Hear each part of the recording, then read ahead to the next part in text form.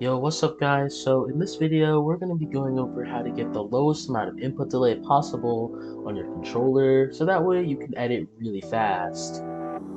Disclaimer, however, we will have to download two different softwares here, as you can see up here in the top left, so if you're not really down to download that, well, just go ahead and click off the video now. Anyways, before we get right into the video, can you guys make sure you like and subscribe, because please, I'm poor. I need money. Anyways, so to start things off, you're gonna go to down in the description of this video, and you're gonna download two softwares. One, this thing right here, anyways, you're gonna download this baby right here. And once you've done that, you're gonna go ahead and plug in our controller. So just give me one moment. Okay, so once we have our controller plugged in, we're gonna go over to this thing, and we're gonna open it. Go to driver, and then we're gonna open this one called setup. We're gonna run this as administrator, and it'll open up this little box right here. Now, you may be wondering, what are we gonna do with this very rectangular box? We're gonna go to devices, click all, and then in here you will see your controller. So for me, this kind of depends on what controller you have. I have a PlayStation controller, so it shows up as an audio input headset earphone wireless controller, just like that. So what we're gonna do in order to go ahead and connect your controller is there's a few things you want to do. Oh yeah, make sure if you get any error messages, some of the tutorials on YouTube, I'm not gonna be able to show it to you guys because I don't get them, but I've heard that you can get error messages from this. To fix that problem, just unplug your if you can't unplug it and plug it back in, the error is still there, then just go ahead and set everything back to their default. So basically before we changed it. Alright, but without further ado, let's get right into it. So first up, go ahead and turn on filter on device, and then we're gonna click the selected rate and put it to 1000. Once you've done this, you're gonna click install service.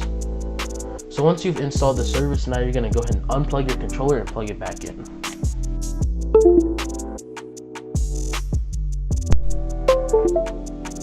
Okay, so once you guys have plugged your controller back in, you'll now notice that it says 1 in the by interval. This means that you have successfully done it, and your input delay just went from 4 to 0.80. Now let's say you want it to get even lower. Make sure you guys can close out of this. You don't have to minimize it, by the way.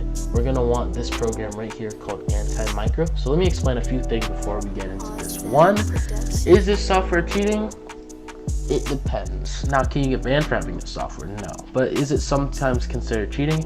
Depends on what you do with it. Because what this software allows you to do is you can change the amount of input delay on each button on your controller. Basically, allowing yourself to be able to press on a button and instantly the action will go through instead of it taking a few milliseconds or you having to press down a little bit harder. But the only issue with this, you can also get a custom dead zone as well. But the problem is that you can also assign multiple things to one button, which is called a macro.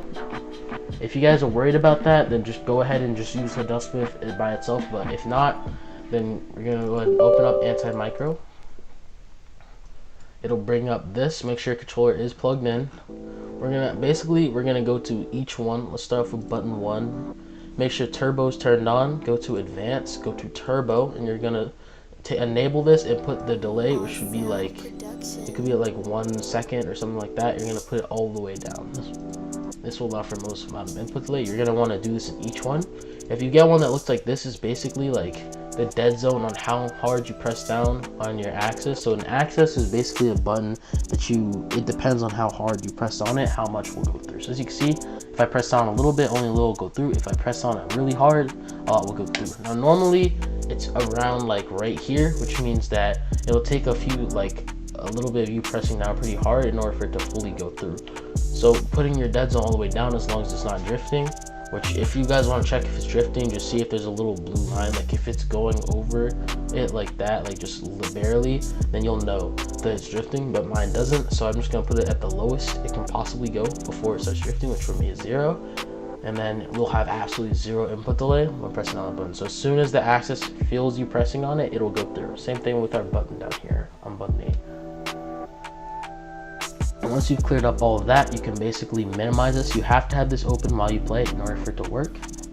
And with that, that's basically how you get lower input delay on controller. There really isn't anything else to do here. Once you've done this, you can just go ahead and start playing. You'll notice a significant difference once you get into the game.